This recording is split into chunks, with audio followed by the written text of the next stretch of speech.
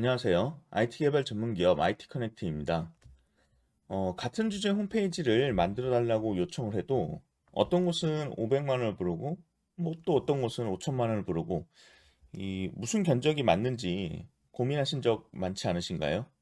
도대체 왜 업체마다 외주 개발 견적이 다를 수밖에 없는지 지금 IT 외주 일을 하는 입장에서 한번 솔직하게 이야기해 보도록 하겠습니다.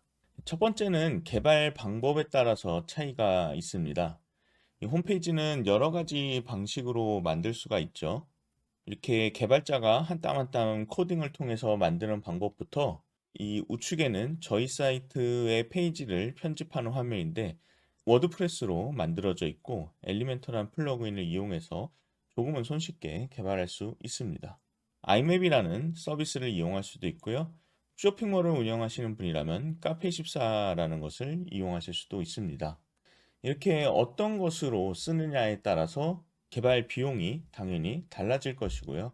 또 같은 개발 방법으로 제작을 하더라도 예를 들면 기획부터 디자인까지 처음부터 다 할 경우랑 이렇게 기존에 이미 만들어진 템플릿을 가지고 거기서 글자나 이미지를 수정해서 사용하는 방식이랑 또 이제 가격의 차이가 날 수가 있습니다. 이렇게 개발하는 방법과 뭐 템플릿의 이용 유무 등에 따라서 가격이 크게는 10배에서 그 이상까지도 차이가 날 수가 있습니다.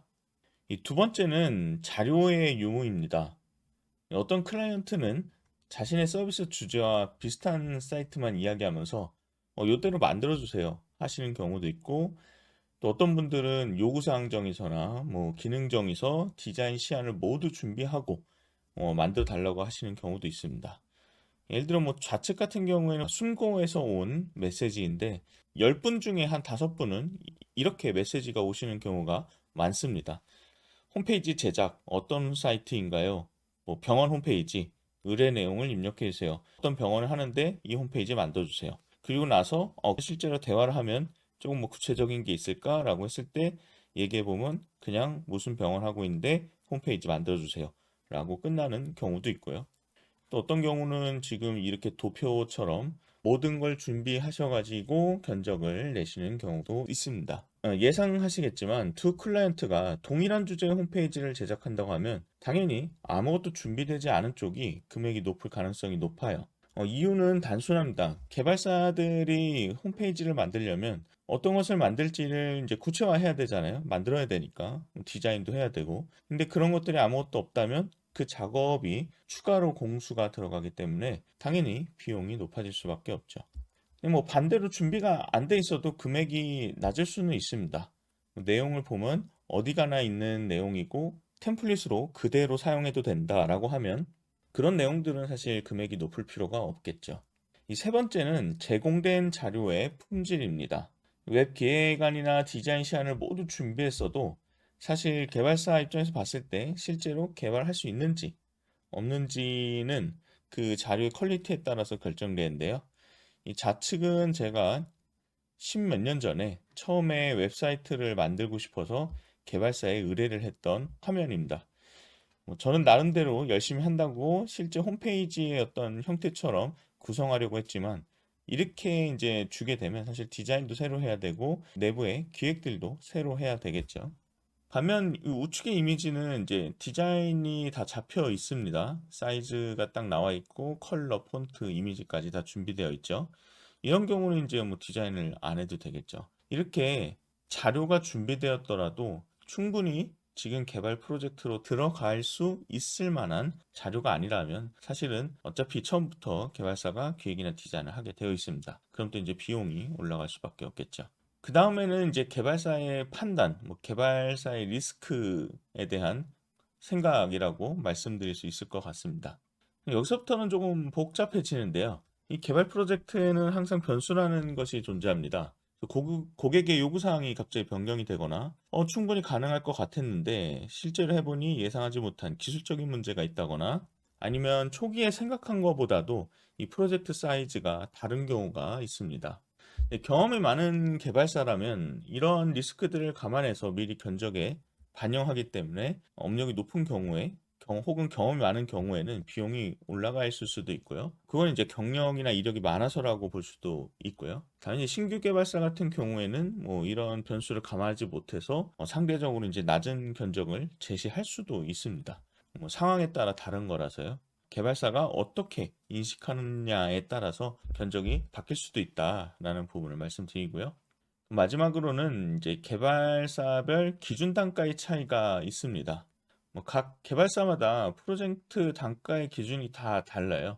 일반적으로 이제 소프트웨어 기술자 평균 임금, 뭐 소프트웨어 기술자 노임 단가라고 하는데 여기에 평균 임금이 있지만 이거는 참고 사항일 뿐이고 당연히 회사마다 이제 운영 방식이나 인건비 수준이나 목표 이익률이나 이런 거에 따라서 견적이 다 달라질 수밖에 없겠죠.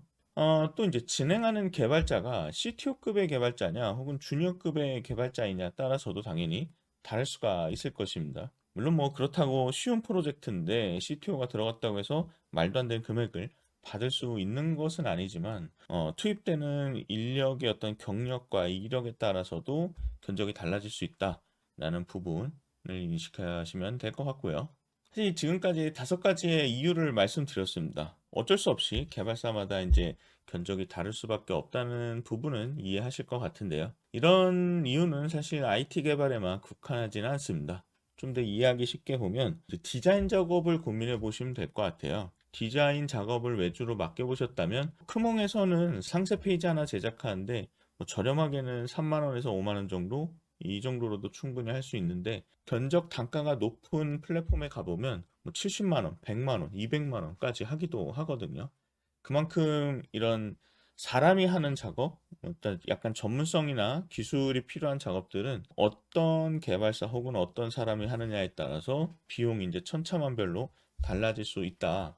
그래서 우리가 좀 목표를 정해야 될 것 같아요. 견적을 줄이려면 어느 정도 퀄리티를 좀 양보하거나 아니면은 내가 미리 준비를 많이 하거나 상대적으로 이제 이력이나 경력이 좀 덜 되신 분들에게 프로젝트를 맡기는 게 좋겠죠. 프로젝트의 성공률을 높이기 위해서는 일단은 내가 자료를 체계적이고 전문적으로 꼼꼼하게 준비하는 게 가장 좋고요. 그 다음에 개발을 맡기려는 회사가 어떤 회사인지, 우리 프로젝트를 맡는 사람이 어떤 이력과 경력을 갖고 있는지, 이제 대화를 좀 해보는 게 필요할 것 같아요. 내가 어느 정도 이제 많은 자료를 준비하고 기반 지식이 어느 정도 이제 기초 지식이라도 준비되었을 때 이야기를 해보면은 대화가 되거든요.